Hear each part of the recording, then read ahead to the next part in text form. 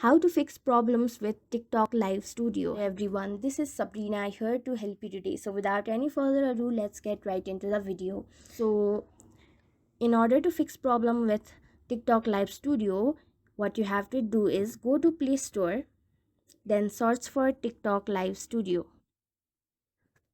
And then you have to update TikTok into its latest version. Next step, go to settings,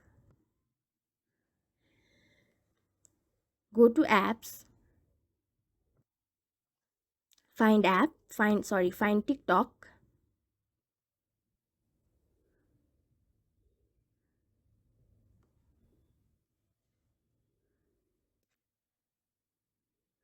and then go to its storage section and tap on clear cache. You can also go clear data and log in again, and your problem will be fixed.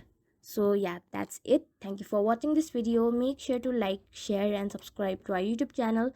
If you got any questions, comment them down and I'll catch you in the next one.